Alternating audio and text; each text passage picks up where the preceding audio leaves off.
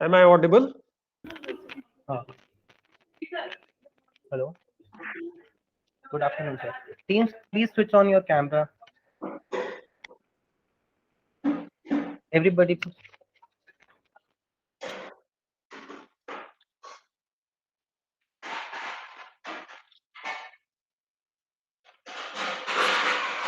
So what is the code for the prosecution?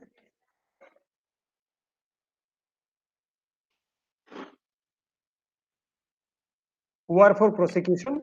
sir, team number 539 is for prosecution. Okay. And defense is 505. Yeah. 505. Okay. So, hello everybody. My name is Advocate Divyan Chanda. I will be court master in your court for today. So let me just explain a brief of rules right now. Okay. So each team will get maximum time of 30 minutes. Am I clear? Am I audible to everyone? Yes, sir, you are audible. Yes, Okay. sir. So each team will get 30 minutes. Maximum time will be of 5 minutes can be reserved for rebuttal time. Rebuttal round. Okay. 5 minutes is the maximum time limit for rebuttal. Okay. Okay. Yeah. Sorry. Okay. This 5 minutes is, is included in 30 minutes? Yes, sir. 5 minutes is including in 30 minutes, and the maximum time one speaker can get is 20 minutes. Okay. Both speaker has to tell their time that how much time they will be taking in the starting of the like proceeding. I will ask you in further 5 or 2 minutes, right? Okay. Sanjay Mishra ji is my companion judge. Yes, sir. Okay. Sir, good afternoon, Mr. Mishra. Good afternoon, sir. Mr. Mishra, this is your first case since morning, or you have been presiding? It is the some first more? case, sir. Okay, great. Over to court master, please. Oh, thank you, sir. So I guess 2 minutes are left. Everybody has joined team. Just confirm me that all the participants into your team has joined. Yes, sir. Okay. So yeah, let's proceed further. Is there any doubt to any team?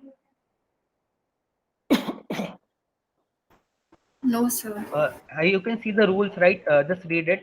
Or once I guess you have already read them. I'm getting this notification. Yeah. So with permission of honorable judges, can I start with the instructions? Sure, please. Yeah. So here we have as first judge as Sanjay Kumar Mishra, sir. He with more than 10 years of practice in criminal side and especially in economic offences and crime cases, etc. He's currently representing in case behalf of MP, Member of Parliament, and also like representing government of India in certain cases. We are really glad to have you, sir, Sanjay, sir. Thanks. On the other hand, we have Mr. Rajesh Kumar, sir. He has more than 20 years of practice in conventional litigation in High Court. His focus area is mainly in criminal law and trial-based litigation. He has also handled cases related to CBI. Uh, he is currently representing SDMC in Delhi High Court. Thank you. We are also glad to have you, Rajesh, sir. Thank you very much. See. Okay. So should I start sir? Rajesh, sir? Yes, sir. Okay. Team number 539, right? Yes. 539, please tell me the amount of time your speaker will be taking. Speaker number 1 and speaker number 2. Speaker 1 will be taking 16 minutes Okay. and speaker 2 will take 10 minutes. 16 minutes. And 4 And minutes are reversed for the rebuttals. okay. I have one question. Yes, Lord. Both of you are representing all of the accused, or you are representing separately some of the accused? Your Lordship, we are Oh, you representing are from all the. the. Oh, I'm sorry. You are from the prosecution. Yes, Your Lordship. Okay. No issue.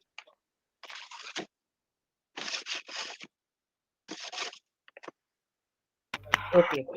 So prosecution, let's start with your prosecution. I'm starting the timer and you have to keep your chat box open on whole session. Okay. I will be giving you update, just 5 minutes left, 15 minutes left, okay? Okay. And when your time is over, I will show time over. Okay? Let me just stop this. Please remove this rule book from the screen. Yes, thank you. Shall I start? Yes, please. Good afternoon. The council seeks permission to address the bench as your lordships. Please go on. Please. Much obliged. Council requests the court master to notify me after 16 minutes. Your lordship, council stands before you for the cause of the prosecution state with my co-counsel and researcher in the case of state versus Samir and others. If the bench is familiar with the facts, or the council shall cite it for them. I am familiar, but I don't know about my companion judge. Let I us also ask. familiar, sir. Okay. Much obliged. you, sir. The council seeks permission to notify the court about the division of issue. Please. Your lordship, council 1 will be dealing with issue number 1 and 2, and my co-counsel will be dealing with issue number 3 and 4. Okay. The council seeks permission to proceed with the arguments. Okay, Go on, please. please. The council is proceeding with the issue number 1, that the respondent will be held liable under section 489B and 489C of the Indian Penal Code 1860. It is humbly submitted to the honorable bench of the Patiala House Court that all the accused are liable under section 489B and 489C of IPC.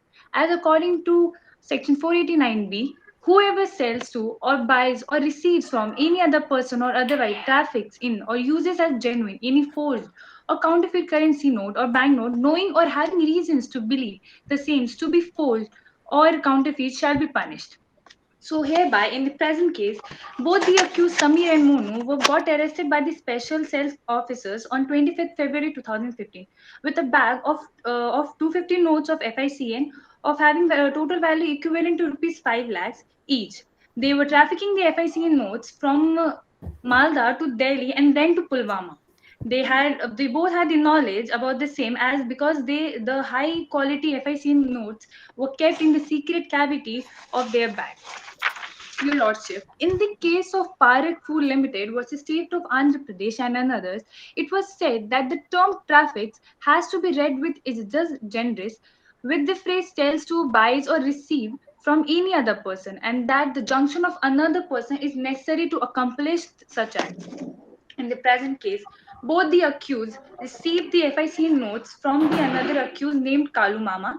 Both Samir and Monu in their testimony have stated that Kalu Mama told them to carry the bag from one place to another and handed it over to the Peter, who is the another accused in the same case. So it proves that the trafficking of the FICN has taken place and the essential ingredient have already been fulfilled by them. Your Lordship, the first and the foremost ingredient for invoking section 489C is that the accused must possess, and that it must be the possession of the forged or counterfeit currency notes or banknotes. So hereby the accused were arrested with the forged and counterfeit notes and along with some other things, and these were seized and recovered in the presence of the independent witnesses. So again, they are fulfilling the essential ingredient of the said section. Now the council would like to support our argument with the judgment in the case of State of Mysore versus Natarajan. It was stated that when a large number of counterfeit currency notes are recovered from the accused in the absence of any reasonable explanation tendered by the accused, this case must give rise to the presumption that possession of such note was from trafficking in currency notes. That presumption, no doubt, a presumption of fact, which can be drawn from the circumstance of the case. The fact that the accused was found in the possession of such large number of notes as genuine give rise to the inference that it might be used as a genuine. Therefore, the accused in their testimony has stated that they didn't have the knowledge that they were carrying the bag that they were carrying were having the fake currencies. But this will not be considered as a reasonable explanation, as carrying such a huge amount of FICN, that to when a few months back only demonetization has been taken place, and where the currency itself was facing the monetary crisis as there were less circulation of new 2000 notes in the market. So it proves that their possession of these FNCA notes were genuine. Now the council will be proceeding with the next issue, that is issue number 2, that the charges implied on the respondent by NIA under section 121, 123 and 201 of the Indian Penal Code 1860 are justified.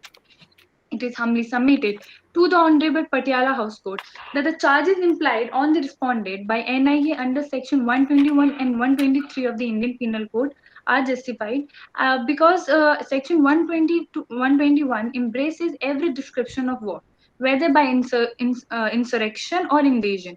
It punishes equally the waging of war against the government of India or attempting to wage such wars or abating the waging of such war. The offense of engagement is in a conspiracy to wage war, and that abating the waging of war against the government under this section are offences under the Penal Code. To constitute this offense, no specified number of persons are assembled or armed is also not material to constitute this offense. The true test is the purpose or the intention with which the man has assembled. Hereby, in the present case, Samir and Monu were manipulating the oppressed class by sensitizing the people against the government, by befooling them about the agendas as a malpractice towards the particular group of society. They were conducting the training programs in order to manipulate the villagers residing nearby. They were also entrusted with the work of raising funds. And with the help of Kalu Mama and Sohail, they all used to receive the funds from Pakistan and Bangladesh for the sensitization program against the government of India. And in today's time, the relation between Pakistan and Bangladesh with India is known to everyone. So taking funding from them ultimately proves that all the accused were having the intention of waging war against the government of India. Your Lordship, in the case of state NCT Delhi versus Navjot Sandhu, the Supreme Court held that the undoubted objective and determination of the deceased terrorist was to impine on the sovereign authority of nation and its government of nations and its government. It amounts to waging of war or attempting to wage war against government of India. It was also held as to constitute offense of waging war under section 121 IPC. The intention and the purpose of the war, like operation directed against the governmental machinery, is an important criteria. If the object and the purpose is to strike at the sovereign authority of the ruler or the country to achieve a public and general purpose of contradiction to private and a particular purpose, that is not important to this year of watching war. Of course, the purpose must be intending to be achieved by the use of force and harm by day finds of government troops or on the personnel deployed to maintain public tranquility. It was further held that the foreign nations is entering Indian territory with a view of subverting the functions of government and destabilizing society can be held guilty for waging war under Section 121 IPC. Similarly, in the present case, Pakistan and Bangladesh were entering the Indian territory by providing the funds to the accused with a view of subverting the function of the government, and they were trying to destabilize society by circulating the FICN notes in the country. So all the accused will be held guilty under Section 121 IPC of waging war against government of India. It was also held in the same case that in terrorist attack and Indian parliament, accused was a party to conspiracy who took active part in series of all steps taken to pursue objective of conspiracy. This is also could be said to have abated offense. Therefore, the offense of abated waging war justifies imposition of death sentence to an accused. Similarly, in the present case, Samir and Monu were the ones who were trying to transport the FICN from Malda to Delhi and then to Pulwama because they had to deliver the FICN notes to Peter, who will further move with the plan to execute the bomb blast. Kalu Mama was the one who gave the consignment to Sami and Monu for transporting and delivering the FICN to Peter. Further, he used to take the instruction from Sohail, who was planning to carry out the bomb blast in Pulwama on the Indian Army by August 15. Therefore, all the accused took active part in a series of all the steps taken to pursue the objective of the bomb blast in Pulwama. Now, Your Lordship, the essential ingredient of Section 123 is that existence of design to wage war against the government of India, knowing the concealment of such design. Such concealment should be with the intention to facilitate the waging of war against the government of India. Therefore, in the present case, all these said ingredients to commit the offense under Section 123 of IPC were fulfilled. As according to the first ingredient, the existence of design to wage war is essential, and is in the said case, the accused from starting were involved in this sensitizing the people against the government. They were misleading the people about the agendas of the government and using the oppressed group to facilitate the execution of the war against the government. They were raising the funds, were conducting the training programs to instigate the people against the government, and were taking fundings from Pakistan and Bangladesh. They were using so many SIM cards and mobile phones so that they can easily execute the planned bomb blast in Pulwama. And the second ingredient that talks about the knowledge which that they had, that's why they were transporting the FICN notes from one place to another. They were showing that they were raising funds for all the oppressed people, but the main agenda behind it was to attack the Indian army, with which will ultimately lead to the waging war against the government of India. Your Lordship. Freedom of speech is the most sacred fundamental right of the citizen guaranteed under Article 19, Clause 1, Clause A, Constitution of India. This fundamental right, however, subjects to limitation embodied in Article 19, Clause 2 of the Constitution, which reads that nothing in subclause A of Clause 1 shall affect the operation of any existing law or prevent the state from making any law insofar as such law imposes reasonable restriction on the exercise of the right conferred by the said subclause in the interest of the sovereignty and integrity of India, the security of the state, friendly relation with the foreign state, public order, decency or morality, or in the relation to contempt of court, defamation or incitement to an offense. So here in this case, the accused plays with the integrity of India by taking the funding from other countries, knowing the fact that their relation with them are not good, and knowing that these countries are the cause of maximum terrorist attack in their own country. Uh, and they were also and they also tried to destabilize the economic security of the country by circulating the FICN notes in the market. And they were also planning to execute bomb blast on the Indian army, which is related to the security of the state. Your Lordship. Now, the Council will talk about the Section 201. This section deals with the disappearance of any evidence of the commission of an offense and includes about the giving of false information with the intention of screening the offendant from legal punishment. So during the investigation, when officers questioned the accused about the involvement and the role of the accused Sohail, at that time he gave evasive answer, and he also have not provided any information to NIA regarding the whereabouts of the Sohail. The NIA officials also searched the house of Sohail number of times, but incriminating substances could not be recovered as Kalu Mama had destroyed all the evidence. NIA found one first public witness named Shaurak Khan who claimed that he had seen Sohail with two other persons. One was Kalu Mama and other was the unknown. So hereby the accused has disappeared the evidence in order to screen the Sohail. The council would like to conclude her argument that all the accused will be held liable under section 489B and 489C as they were carrying the FICN notes from one place to another, and they will also be held liable under section 121, 122 and 201 as they were waging the war against the government of India. The council now rests her arguments and humbly seeks permission of the honorable court to invite my co-counsel for further argument. Please go ahead. The council seeks permission to proceed with the issue 3 and 4. Please. Much obliged.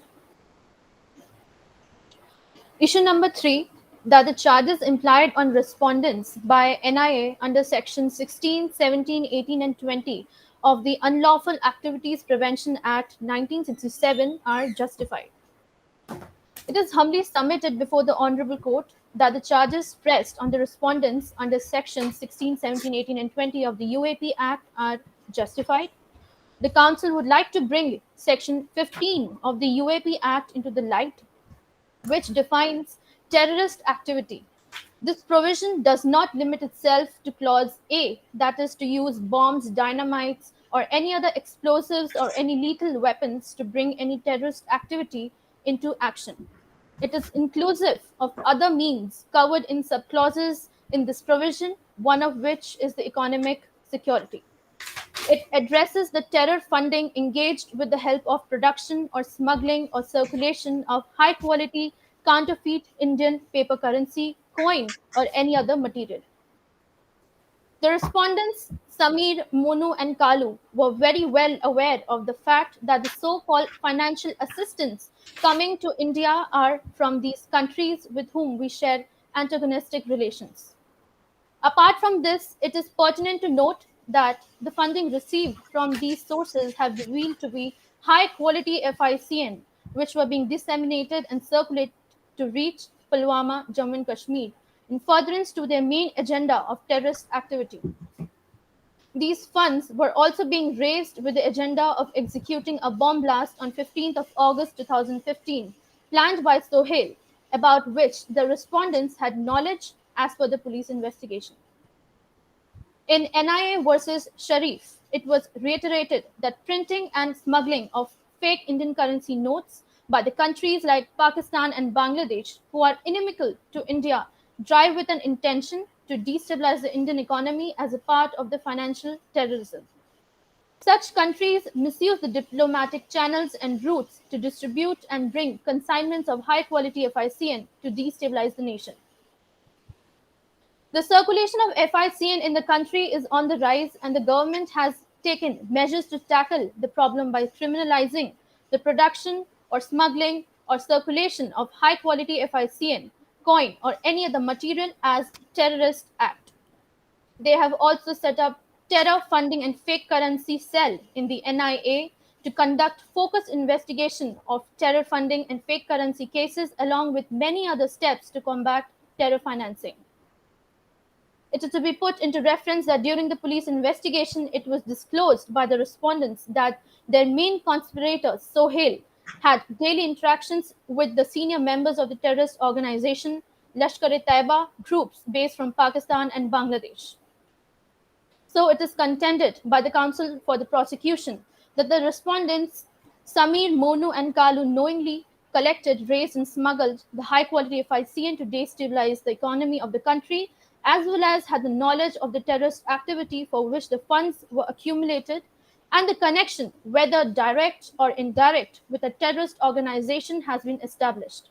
Hence, they should be held under Section 16 and 17 of the UAP Act, which discusses about the punishment of terrorist act and punishment for raising funds for terrorist act, respectively. Now, with respect to Section 18 and 20 of the UAP Act, that is punishment for conspiracy related to terrorist activities and punishment for being a member of terrorist gang or organization, respectively, it has been established by the contentions above mentioned that the respondents knowingly and intended to carry out a terrorist activity in furtherance of the plans of Lashkar-e-Taiba, with an agreement to continue with the criminal conduct with the steps taken by them. The same has been withheld in the case of Fasih Mahmood versus State and City of Delhi. It is submitted that Section 18 and 20 of the UAP Act attracts in this case, and the respondents should be held liable for conspiracy to commit a terrorist activity, as well as for being a part of the terrorist organization. The Council would like to proceed with Issue 4, that the respondents are guilty of criminal conspiracy under Section 120B of the Indian Penal Code 1860. It is humbly submitted before this Honorable Court that the respondents are guilty of the criminal conspiracy under Section 120B of IPC. The respondents, Samir, Monu, and Kalu, were a part of an organization which had the goal to incite the weaker communities by misguiding them to resist against the government. They wanted to destabilize the country by using their so-called sensitization and empowerment of these oppressed people as a facade to hide their ulterior motive of executing a terrorist activity and waging war against the government. During the investigation, it was disclosed by the accused one, Samir, that there was a bomb blast plan to be executed on 15th of August 2015 in Pulwama, Jammu and Kashmir, which was in association with the terrorist organization Lashkar-e-Taiba, with whom one of the active members of the youth union organization was in touch with, Sohail.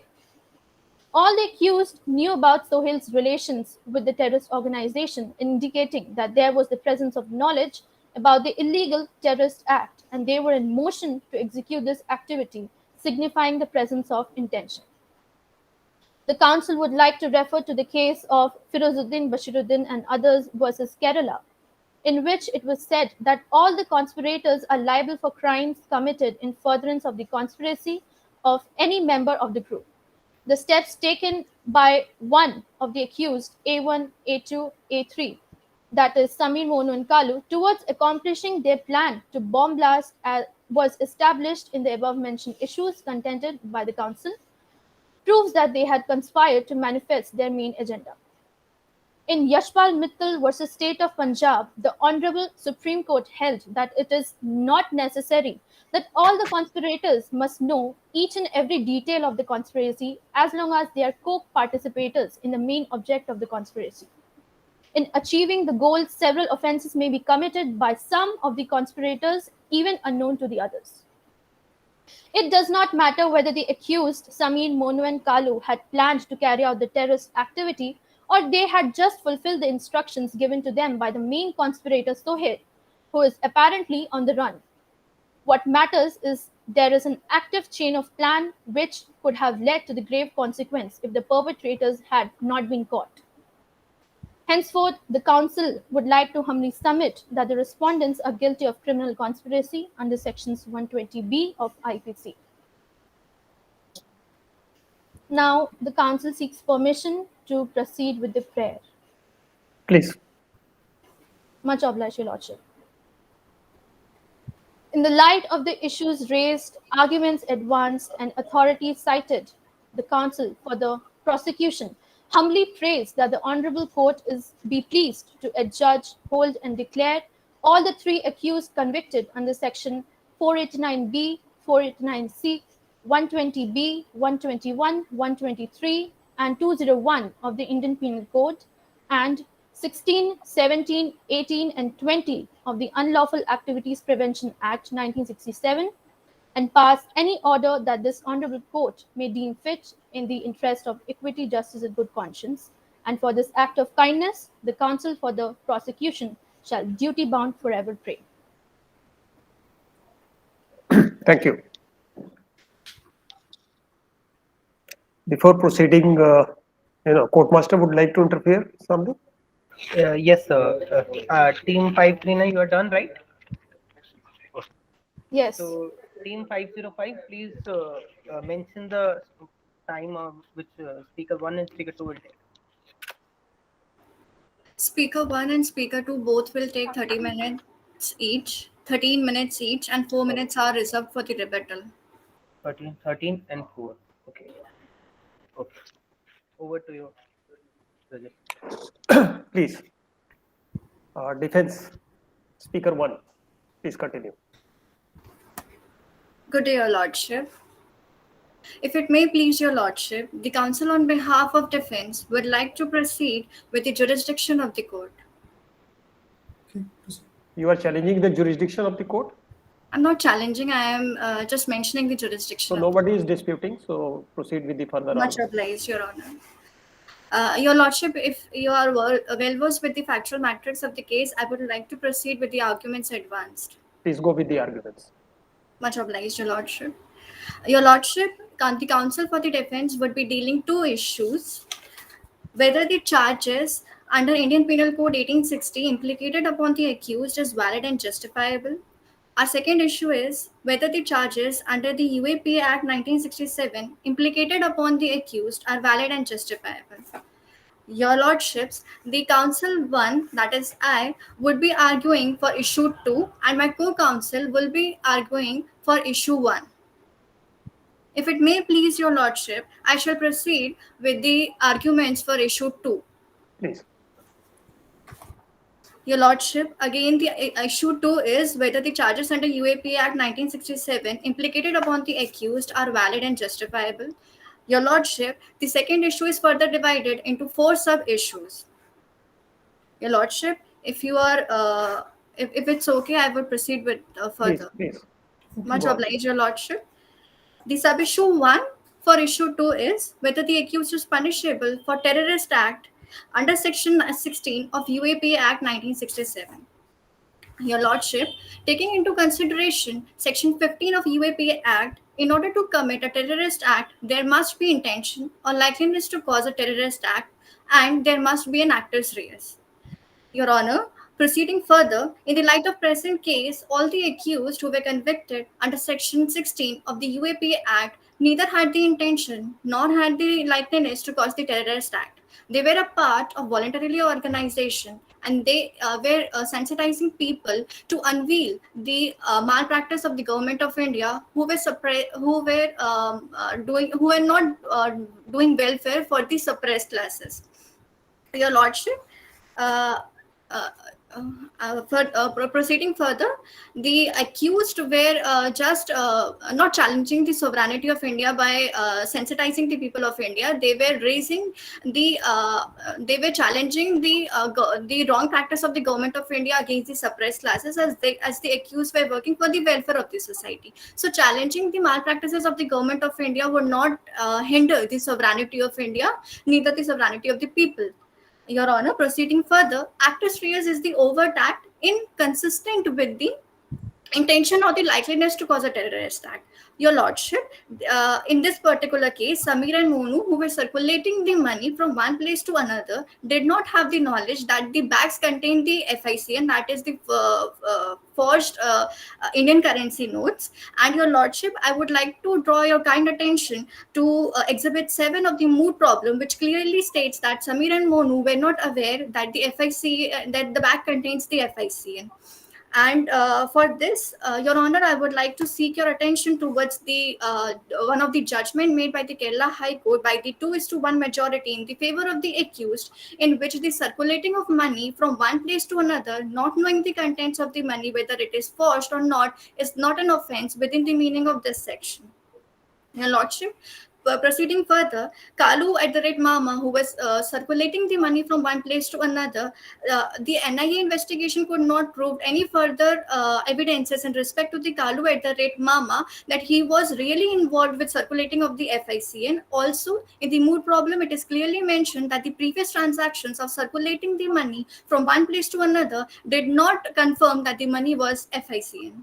Your Lordship, proceeding further, it is humbly submitted that the accused were wrongly convicted under Section 16 of the UAPA Act 1967, and same is not justifiable. Your Honor, if it's okay, then I'll proceed with sub-issue 2 of issue 2. Please. Please.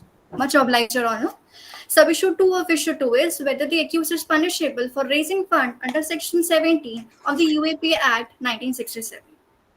Your Lordship, with respect to Section 17 of UAPA Act 1967, there must be a raising fund in respect to a terrorist act. Your Lordship, in this particular case, the accused were raising fund just to sensitize the people against the government of India, and it was a voluntarily organization. They were not raising the funds for a terrorist act. Your Honor, I would like to draw the kind attention of the Honorable Bench towards the case Landhoni Devi versus NIA, in which the appellant was raising fund for a terrorist act as it was contended by the prosecution. But the court in this particular case cleared that there must be a differential between the legitimate aid of raising fund and the unlegitimate aid of raising the funds towards the terrorist act. Your Lordship, in the light of the present case, accused was raising fund bona fidely, as they were involved for a voluntarily organization and to sensitize the people against the government of India, just to unveil the wrong practice of the government of India. Your Lordship, also the border security force did not say anything about the crossing of the border of Sohail from India to Bangladesh just to do the bomb blast. This was quoted in the mood problem. And Your Honor, it is humbly submitted on the behalf of defense that there involves a wrong depiction of facts by the police and the NIA investigation on behalf of accused. Your Honor, proceeding further with the sub-issue 3 of issue 2. Sub-issue 3 of issue 2 is whether the accused is punishable for conspiracy of terrorist act under Section 18 of UAPA Act 1967.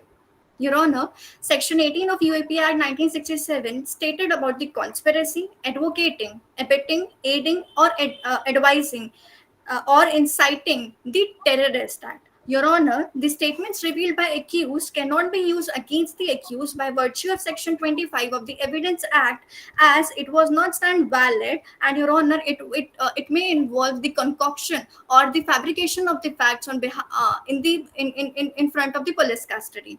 The same cannot be relevant. Your Honor, the CDR reports which were highlighted in the mood problem case against the accused, I would like to say in behalf of this that yes, the CDR reports clearly depict that the accused were in constant touch with each other, but this could not prove that they were really involved in the terrorist act, as they were working for the voluntarily organization. So for that purpose, they were in constant touch. So to so to do the work efficiently, and the wrong depiction of CDR reports with respect to terrorist act is not valid. Your Honors, here I would like to quote a case of Natalsha Narwal versus State of Delhi NCT. In this particular case, the court rejected the court recordings of the accused, which were used against the accused as they were involved in a terrorist act. And the court held that the accused are not liable under Section 18 of UAPA Act, that is conspiracy for a terrorist act. If it may please your Lordship, I shall proceed with the sub-issue 4 of issue 2. Please. Much obliged, your Lordship. Your Honor, under Section 20 of UAP Act 1967, the accused must be a member of a terrorist organization. And Schedule 2 of UAP Act clearly depict the list of all the terrorist organizations. For this, Your Honor, firstly, I would like to mention that in order to being a member of terrorist organization, there must be an active role with respect to the terrorist organization. In the light of the present case, there was no active part on behalf of the accused, Sohail especially, with respect to the terrorist organization and the other accused as well. The National Investigation Agency and the police custody, which were taking the charge initially, were unable to prove anything in respect of this connection. Your Lordship, also, I would like to draw attention of the court to point number 17.14 of the mood problem, that the Lashkar-e-Taiba was accorded as a group of senior members. It was nowhere implicated that the Lashkar-e-Taiba was a terrorist organization and the people were raising funds for the Lashkar-e-Taiba terrorist organization, and the same could not had valid.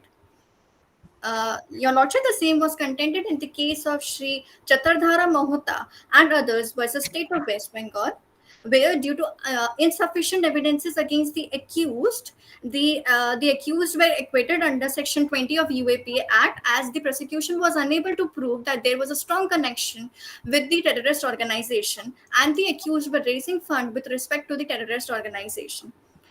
In the light of present case, the accused were raising funds from Bangladesh and Pakistan with a bona fide and a legitimate aid, just to sensitize people against the government of India. The wrong linking of the facts by the prosecution does not stand valid. May I interrupt? You just said that the accused were raising funds from Bangladesh and Pakistan to sensitize people. Is it your case? Yes, Your Lordship. Please, go ahead. Your Lordship, but the sensitization was not with an illegitimate manner. It was for the legitimate manner. They were just were intending to unveil the wrong practice of the government.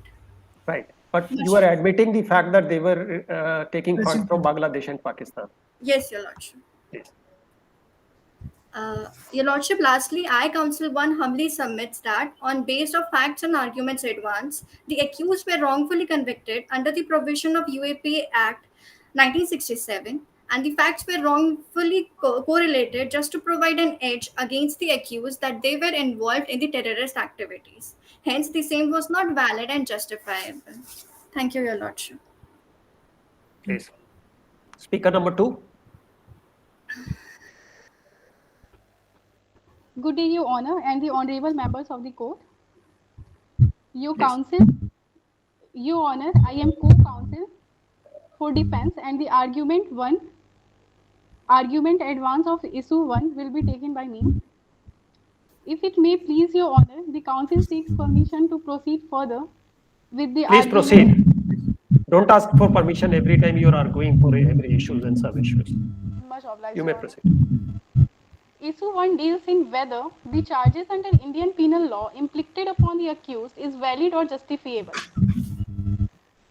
Your Honor, sub-issue 1 deals in whether the accused are liable for criminal conspiracy under Section 120B. Your Honor, according to the Section 120A, conspiracy is conceived as having 3 elements: agreement. Second, agreement between 2 or more persons by whom the agreement is effective. Third, criminal object which may be either the ultimate aim of the agreement or may constitute the means or one of the means by which that aim is to be accomplished. Your Honor, it is humbly submitted that no offence under section 120B of the IPC was committed as there was no prior meeting of minds or agreements between two accused that would constitute criminal conspiracy. Your Honor, it is humbly submitted that the confessional statement of the accused before police officer is inadmissible evidences and cannot be brought on record by prosecution to obtain conviction, as it was said in the case Ram Singh versus Central Bureau of Narcotics. Your Honor, it is humbly submitted that the prosecution in support of this case is relied only on the confession made by the accused in police custody and on CDR analysis, which is totally unadmissible. Your Honor, the counsel, Your Honor, in the moot proposition 17.14, 17.15, and 17.25, all these statements given by the accused Sameer, Monu, and Kalu @ Mama was done in police custody. And these statements made in police custody are considered to be unreliable unless they have been subjected to cross-examination, which was said in the case Ser versus State of Karnataka. And Your Honor, these confessions made in custody is not to be proved against the accused, as the provisions of section 25 and 26 of Indian Evidence Act do not permit it. Your Honor, it is humbly submitted that the charges framed over the accused are totally futile. Without any legal standing over it, the accused had been charged on mere presumption without any direct evidence. Your Honor, it is humbly submitted that the prosecution has relied upon the CDR details and there is no such conversation which has been recorded to prove their conspiracy. Your Honor, the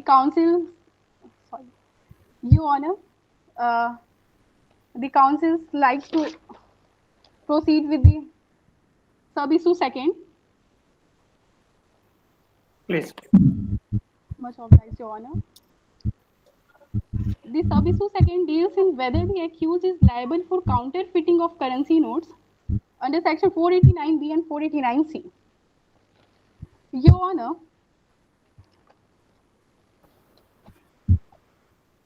Honor, as per section 489B, which deals in using a genuine, forged or counterfeit currency notes.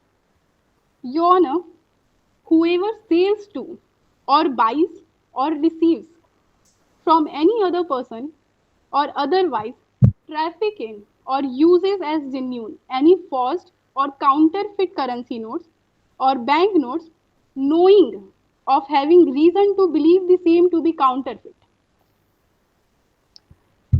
Your Honor, it is humbly submitted that the only material against the accused is the recovery of FICN from their possession. But, Your Honor, from the statement of Sameer and Monu in Exhibit 7, can be inferred that both the accused had neither the knowledge as such of fake currency notes, nor had reason to believe the same to be forged.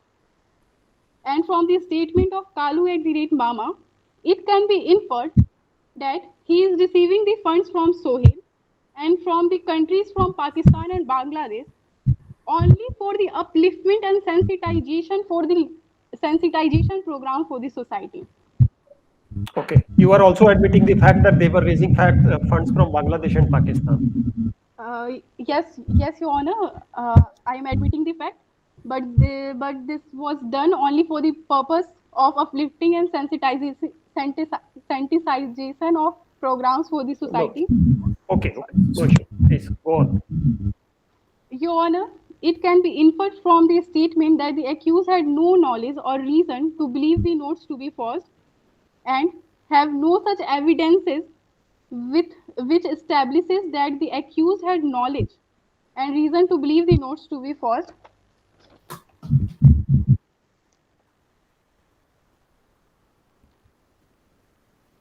Your Honor, it is humbly submitted that the accused Sameer, Monu, Kalu Mahama, and Sohail were entrusted with the work of raising funds for sensitizing people against the malpractices of government and conducting skill development training programs in order to empower citizens.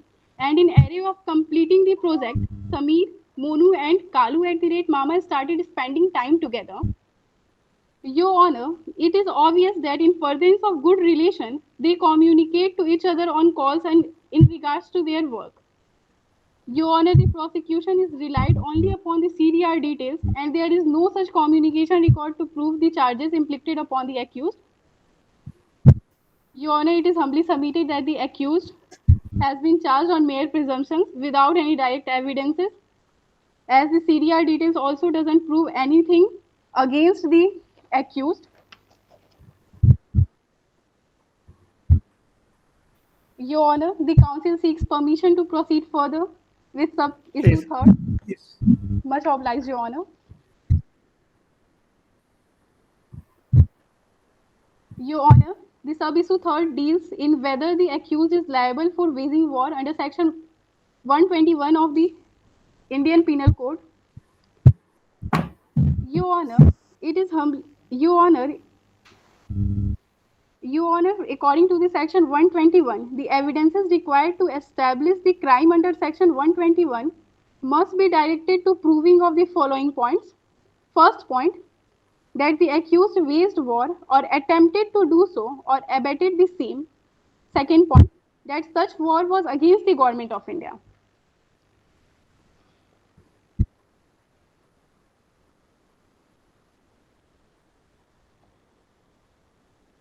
Your Honor, it is humbly submitted, according to Section 121 and 121A of the IPC 1860, enumerates upon the waging of a war against the government.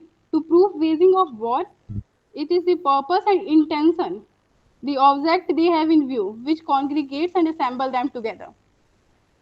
Your Honor, it is humbly submitted that the accused Sameer, Monu, Kalu Mama, and Sohail were entrusted with the work of raising funds for sensitizing people against the malpractices of government and conducting a skill development program in order to empower citizens, and this work of them was not appreciated by government.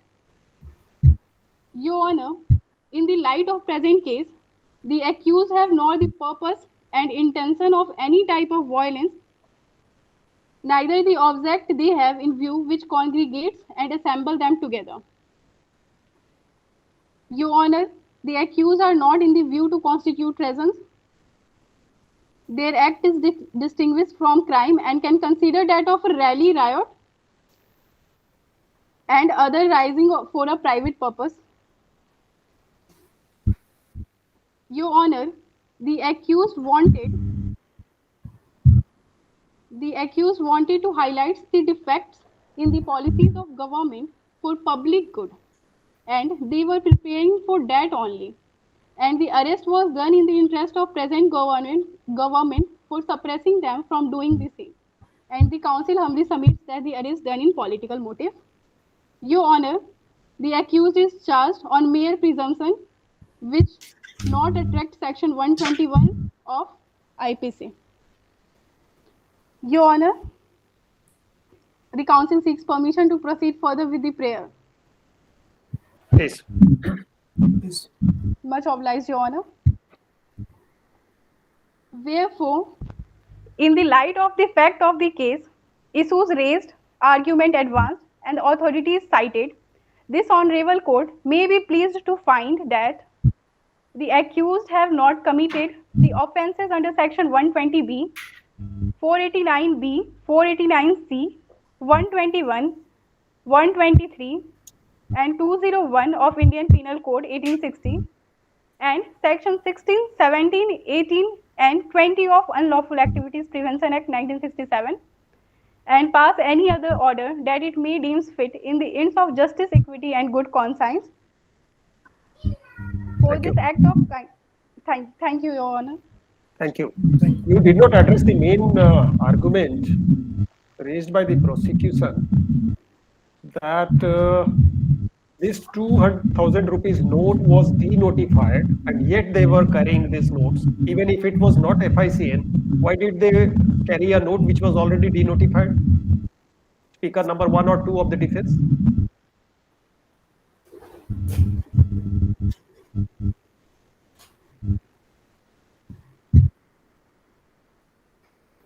Your Honor, pardon for this question. Yes, Your please. Honor, Let the speaker 1 speak about this. Do you want to say anything?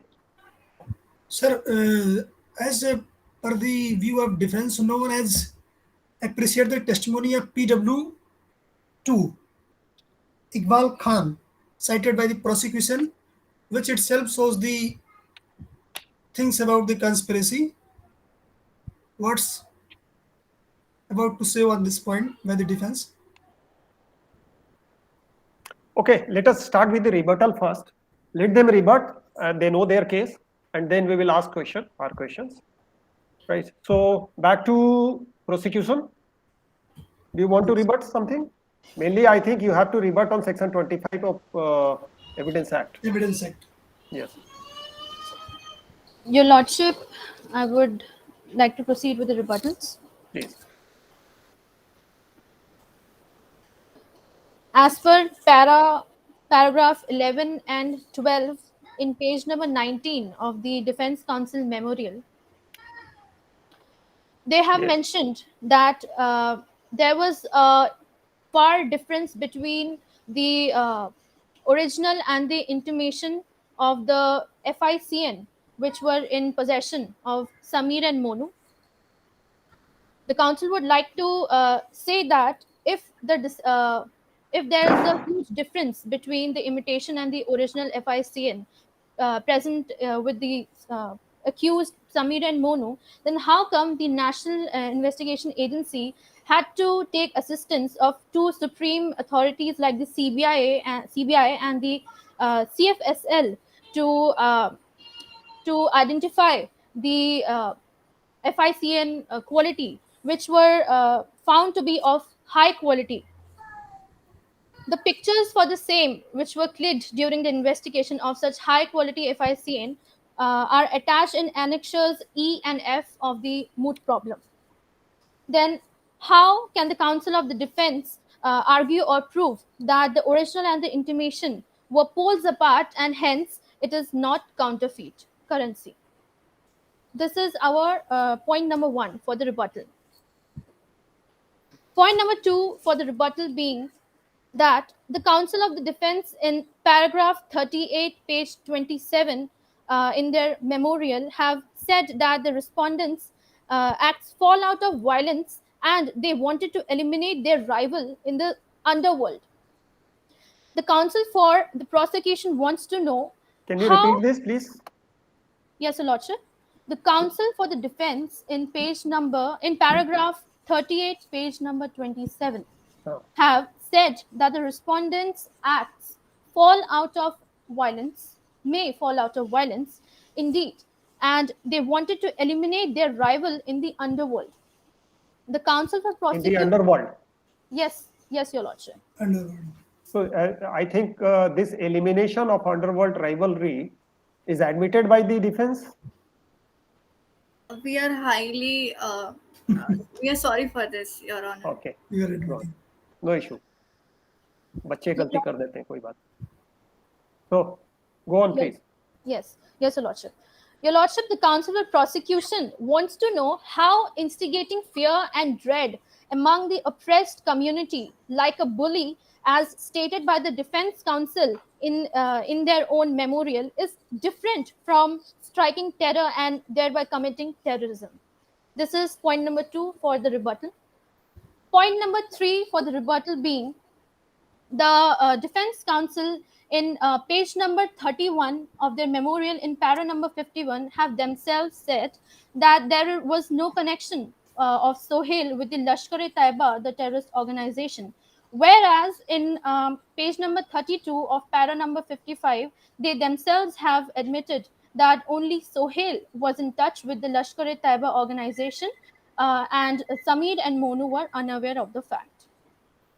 So we need clarification on the same, as it is contradictory No, to you their own. don't. You don't need a clarification. Even if Sohail was in contact with the Kalu. terrorist activities or terrorist group, how can you connect this to Samir and Monu?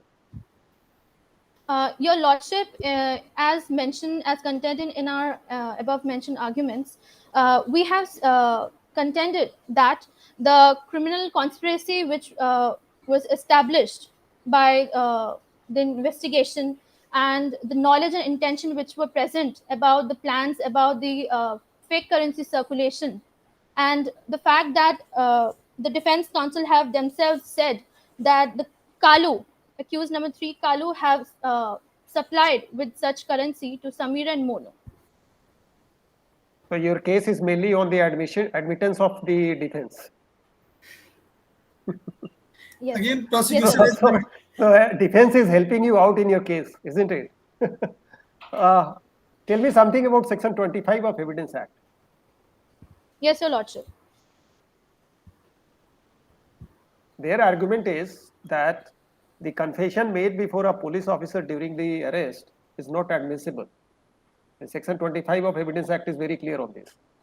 So your whole conspiracy is based on the confessional statement of the Samir, Monu, and Kalu. So if that whole admission is denied, not admissible, your story of Terrorism Act and UAPN 16, 18, 19, 20, and 17 falls apart, isn't it? What do you have to say?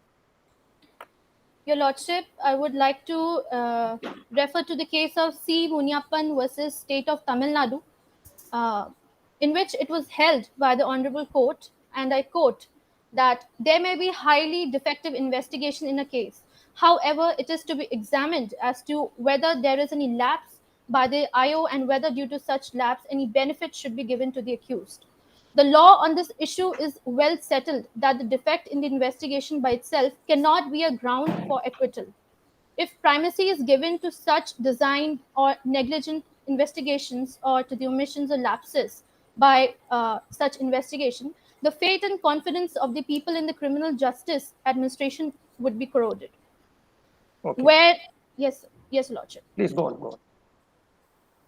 Where there has been negligence on the part of the investigation agency, or any omissions or etc., which resulted in any defective investigation, there is a legal obligation on the part of the court to examine the prosecution evidences So- before. Sorry to interrupt you. Do you admit that there was lapses and negligency on the part of the prosecution? No, Your Lordship. This is for So for the you are sake of the argument. Okay. Go on, please. Yes, Your Lordship. Your Lordship, it is important to carefully find out whether the said evidences is reliable or not, and to what extent it is reliable, and as to whether such lapses affect the object of finding out the truth. Therefore, the investigation is not the solitary area of judicial scrutiny in a criminal trial. The conclusion of the trial in the case cannot be allowed to depend solely on the probability of investigation. Do you want to rely on Section 27 of Evidence Act? Have you read Section 27? Section 27 says that subsequent to confessional statement, if there is any subsequent discovery, then that part of the statement will be valid, Will be relevant. Yes. will be read as an evidence. Do you want to rely on this, and how?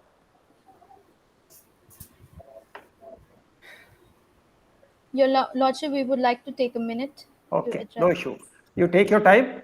Meanwhile, the defense would like to rebut anything? Yes, Your Honor. Yes, please. Firstly, the counsel on behalf of prosecution didn't mention the sections and the act in the jurisdiction part by which they had reached the court. I think we both agreed that the jurisdiction is not challengeable.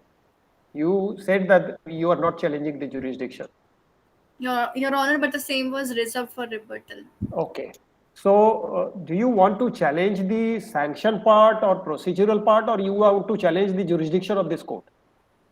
I'm not challenging anything. I'm challenging just that the counsel of prosecution didn't mention it in the memorial, Okay, which creates a confusion that on what basis they had reached the. go on, please. Thank you, Your Lordship. Secondly, it as it is mentioned in the memorial that due to the fabrication, due to the destroy of the evidences, the NIA could not able to had the proper investigation and didn't able to reach out for some points as against the accused. So how it can be relied that the accused were not a part were a part of terrorist activity, and they made a conspiracy to in order to constitute a terrorist act. Secondly, the terrorist organization Lashkar-e-Taiba, which was once highlighted in the mood problem, was again and again made again unnecessary taking into consideration by the prosecution side. The same has no relevancy with respect to the particular case. Your Honor, I would like to say this much only. You still did not address this problem. That the prosecution said that the 2,000 rupees notes were denotified, and yet your client were carrying these notes and in such a huge quantity. So I think the denotified notes cannot be used for any charitable purpose or any organizational purpose. What was the purpose of carrying these notes? Your Honor, I would like to shift the question to the co-counsel. See, let me tell you, I know this is a difficult question, but you should always be careful in looking to the dates provided in the mood problem. I think Your the recovery was done on 25th of February. Do you want to say anything? Yes, Your Honor. Your Honor, fight by. Sorry to interrupt, sir. Speaker number 2, please just speaker को दूर करो आपने phone को ना, because there is too much disturbance. Nobody can hear you. Speaker number 2. Okay. So is it Yeah. fine? Yeah. No, it's still like, I guess your phone is near speaker or something. Yes. No, it's fine. Again, it's fine. Phone हटा दो वहां से. Phone हटा दो वहां से. So it's disturbed because music is playing outside because of Durga Puja and all. No issue. No issue. Continue. I can hear you. Yes, sir. Court master साहब आप अपना म्यूट कर लीजिएगा. हाँ, ठीक. Thank you, Your Lordship. Your Lordship, my learned counsel is mistaken that one of the as this point of demonetization, court committees have made that the date were taken as 2016. Demonetization dates were taken as 2016, Yes, not in it is. 2016.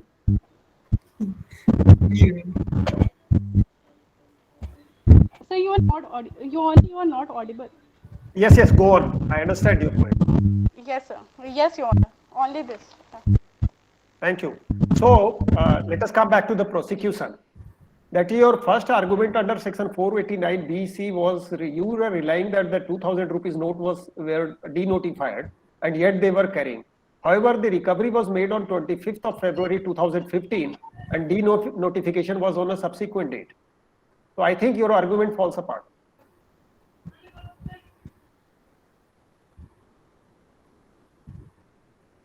Defense. Prosecution. Your Lordship, few months back only demonetization has taken place. From the date on which they were arrested, it was sent by the organization through clarification. Acha, my companion judge will shed light on this.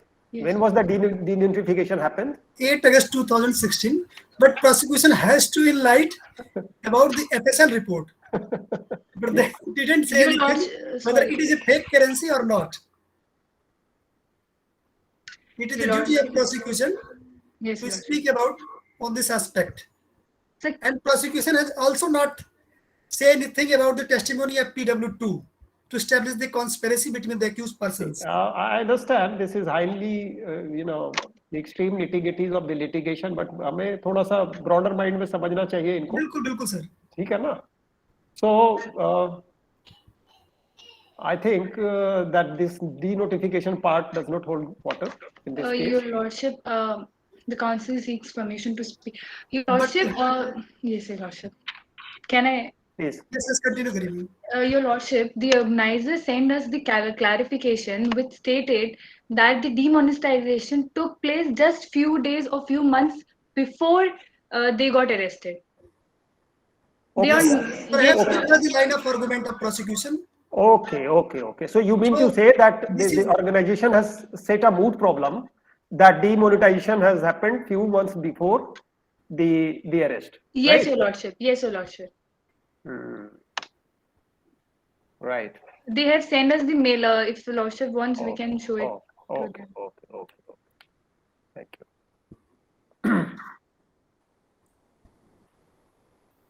So basically, I think that Section 25 is yet to be satisfied in this case, and prosecution has not come forward with in satisfaction of this argument to rebut this argument based on Section 25. Prosecution wants to say anything on this? We did not get the contention that you want. Like, can you please elaborate on this See, point? Section 25 of Evidence Act says Yes, Your Lordship. that any confessional statement taken during the custody of the accused by the police is not admissible by law. And your entire case falls on this confessional statement. So when the confessional statement itself is not admissible, how will you proceed with your case?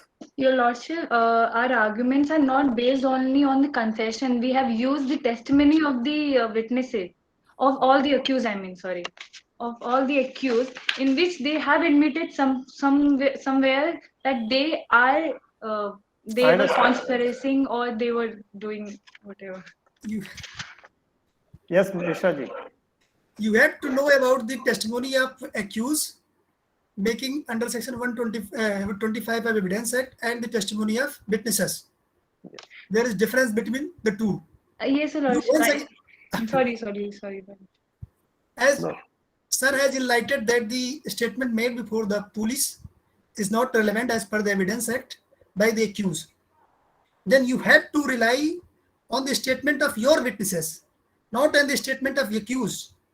But you again not going around the statement of witnesses. In any case, good. You have done well.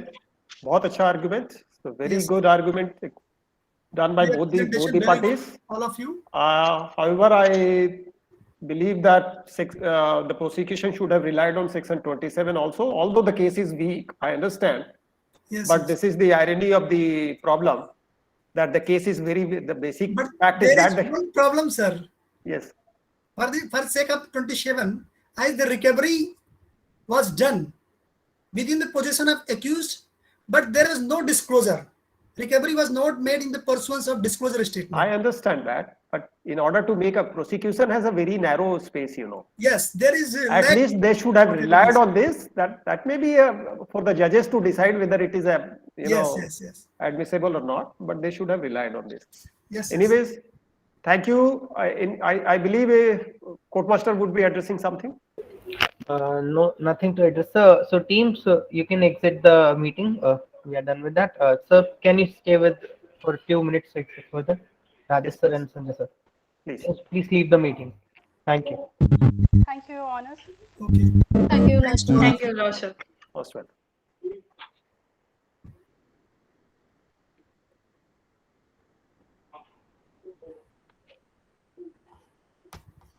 Yeah. Hello sir. Sir तो actually I need that performer या marking performer, उसमें sir एक चीज होगा team code and उसके अंदर जो भी आपने मार्किंग करी है उनको उस पे वो मुझे आप व्हाट्सएप कर दें या फिर मेल कर दे एज जैसे भी आपका है मैं WhatsApp कर व्हाट्सएप कर दें क्या? हाँ व्हाट्सएप कर दीजिए सर, आपके पास तो है सर संजय सर, आपके पास मेरा नंबर। राजेश सर आपका नंबर मेरे पास नहीं है तो आप मुझे नंबर दे दीजिए, मैं आपको पिंग कर दूंगा। Otherwise 99103 991035 5 7773. 7773. Right. So I will repeat it: 9910357773. Right. Yes. हाँ, तो so within मोटे 5 साहब to एक इन्फॉर्मेशन दीजिएगा जो मीटिंग कोड इनका मतलब था ग्रुप कोड हाँ जी, प्रोसिक्यूशन और डिफेंस का हाँ मैं आपको एक बता बार देता अगर हूँ. इनलाइट कर देते तो ज़्यादा Prosecution is 539 Yeah. 539 yes sir And and defense is 505. Defense is 505. 505 okay हाँ. सर ठीक है सर. So ठीक है. 5 to 10 minutes में मैं भेज रहा हूँ. WhatsApp. Thank you sir. Thank you so much. Thanks sir